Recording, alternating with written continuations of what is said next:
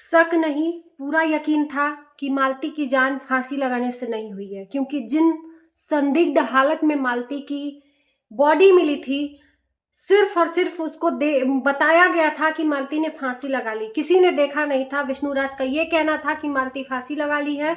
कभी उसको स्टूडियो में दिखाया गया सोते हुए, कभी बालकनी में सोते हुए दिखाया गया। किसी ने देखा नहीं था। विष्णु ने तरह तरह के अपने बयान बदले।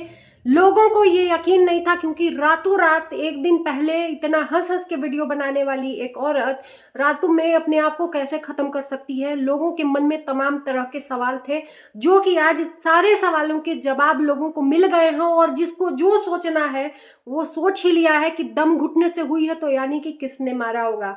उस घर में मालती और विष्णु के अलावा और कौन, दूसरा तो कोई आया नहीं था, क्योंकि मालती को साफ साफ समझौते में लिखवा दिया था विष्णुराज ने कि मालती किसी के साथ मिलना जुलना बिना मेरे इजाजत के नहीं कर सकती, ना ही किसी के साथ वीडियो बना सकती है। अगर इन हालातों में मेरे समझौते का उल्लंघन करती है तो उसको दोषी करार दिया जाएगा। तो मालती साफ साफ सबको इनकार कर दी थी। मीडिया वालों को भी नहीं मिल रही थी इन 2 दिनों में, जिस दिन मालती को वो घर पे ले गया 9:30 बजे रात को।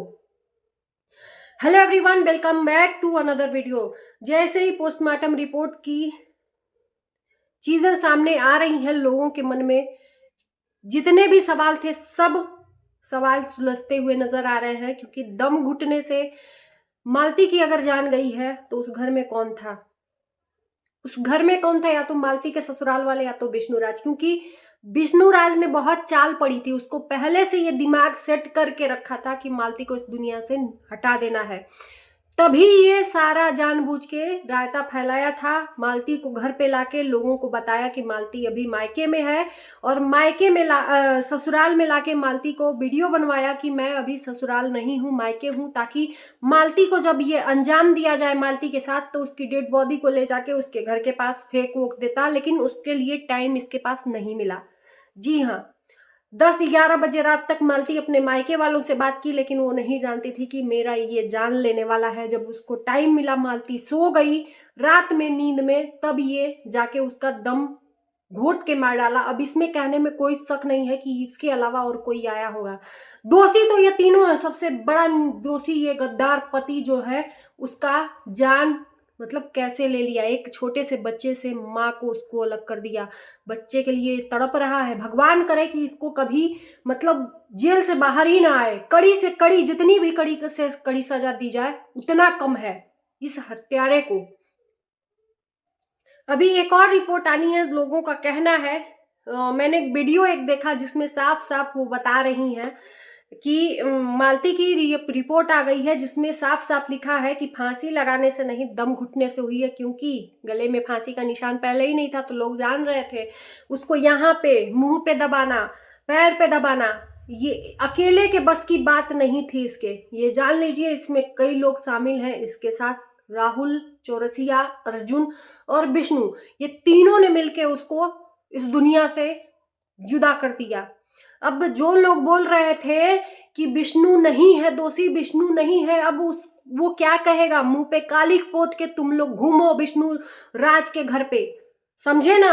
एक औरत को मौत के घाट उतार दिया गया और तुम लोग अभी भी आरती उतारे पड़े हो, अंधभक्त पड़े हो। तो पड़े रहो, कोई दिक्कत नहीं है। लेकिन यहाँ पे साफ साफ गुत्थी समझ में आ गई है। और अगर अब कार्रवाई नहीं होती है प्रशासन के द्वारा, तो साफ साफ ये है कि प्रशासन गरीब और अमीर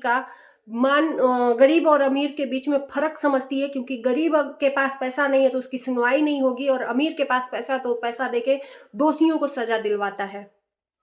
जो भी है, अब कार्रवाई होनी चाहिए जल्द से जल्द, और मालती के दोषियों को सजा दिलवानी चाहिए। सबसे पहली सजा तो ये, जाहिर सी बात है, मैं इसमें कोई शर्मिंदगी महसूस नहीं कर रही हूँ कि इसमें विष्णुराज दोषी नहीं है, क्योंकि घर पे वही था। और गला दबा के कौन मारा? क्योंकि ये 2-3 महीना पहले से सबूत मालती ने इकट्ठा करके दिया था रिंकी को और एक और है उनको, कि ये राधिका के चक्कर में मुझे मारना चाहता है, ऐसी ऐसी बात है। ये तो कहो कि लोग उसका वीडियो, इसका रिकॉर्डिंग रखे थे।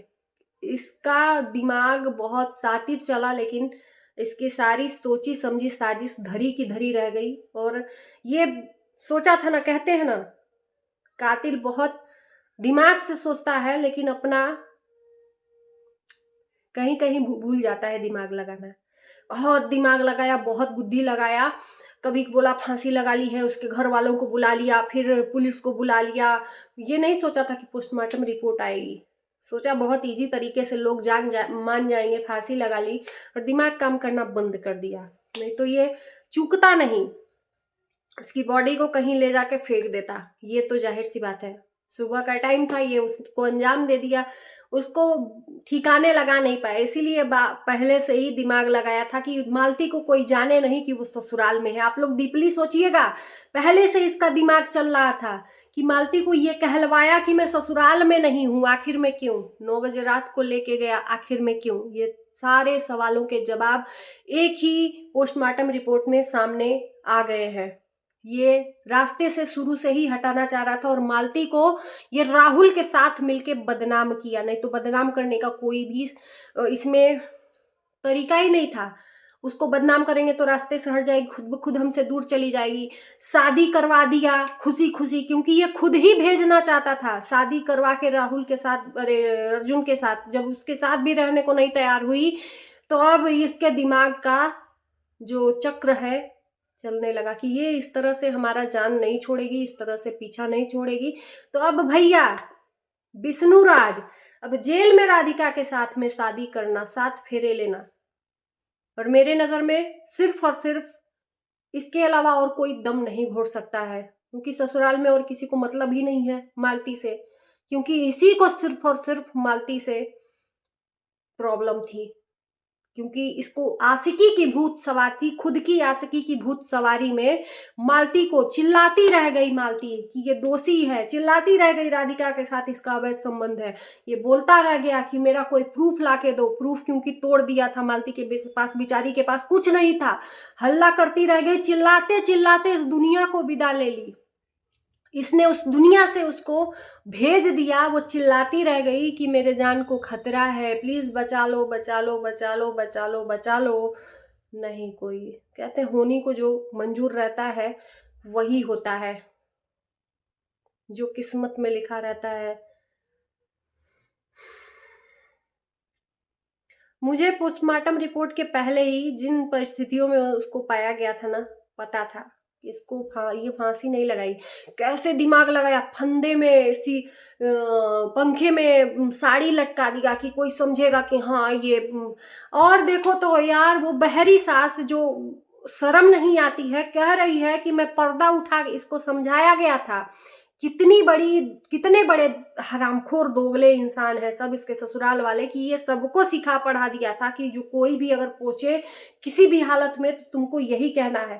बोल रही है कि मैं सुबह उठ के और जंगले में से देखी ऐसे पर्दा हटा के तो ये झूली हुई थी। थू तेरी इसके साथ ऐसा हुआ, इसका पति भी ऐसे चला गया, इसका बेटा ट्रेन से कटा गया, तो ये करेंगे सब क्या। सबको पता है ससुराल वालों को कि विष्णु राज नहीं मारा है मालती को। अब आप लोगों के मन की गुत्थी सुलझ गई होगी, क्योंकि रिपोर्ट सामने आ गई है कि उसका दम घुटने से ही हुआ है। अब आप लोग क्या कहोगे। रिंकी लगातार बोलती रह गई, साथ देती रह गई, और ये टुटपुझिए पत्रकार और ये समाज सुधारक के नाम पे एक गंदी औरत रिंकी को ही दोषी करार दे रहा। अरे तुम सबों को शर्म हो तो तुम, एक रूप तारा का पति है, मैं बोलने से पीछे नहीं हटूंगी, वो पीछे पड़ा है कि तू क्यों पीछे। अरे तू नहीं कुछ कर सकता है कमीने इंसान, तो तू चुप रह। अगर कोई कुछ कर रहा है तो उसको करने दे, वरना तू मैयत पे आया मालती के, ना ही कुछ करने आया वहां से। तेरे को इतनी चिढ़ है गोरखपुरिया से, इतनी चिढ़ है कि हर चीज में वो तुम तेरा नाम तक नहीं लेती है, लेकिन तू उसका नाम लेने से पीछे नहीं हटता है। शर्म आती है तुम लोगों को। दोनों मियां में भी गाली पे गाली दे रहे हैं। इंसानियत नाम की चीज है यहाँ पे। जनता बेवकूफ नहीं है कि तू सबको गाली देता फिरेगा, दोनों पति पत्नी। जब गोरखपुरिया का कोई भी चीज में जिक्र होता है, इन सबों को सबसे पहले मिर्ची लगती है। पता नहीं इन सबों को क्या दिक्कत है, क्या बिगाड़ी है इन सबों का गोरखपुरिया, पीछे पड़े। अरे तुम सबों को अगर कुछ करना नहीं है तो चुपचाप मुंह बंद करके रखो, करना है तो मालती को इंसाफ दिलाना। बोल रहा है कि मिर्ची लग रही है, क्यों पड़ रही है विष्णुराज मालती के, तो तेरे को क्यों मिर्ची लग रही है? वो पड़ रही है, उसका जा रहा है, वो अपना पैसा फूक रही है, तेरे को क्यों मिर्ची लग रही है? तू बता ना। तेरी रिश्तेदार है, रिश्तेदार भी थी या जो भी था, तेरा तो साथ में मिलना जुलना था, तू तो उसके मरने पे भी नहीं गया, तू हाल चाल पूछने तक नहीं गया। और नहीं तो एक दूसरा एग्जाम्पल दे रहा है कि मेरी मजबूरी थी। कौन सी मजबूरी थी? धिक्कार है ऐसे लोगों पे। समाज के नाम पे तुम लोग गंद हो।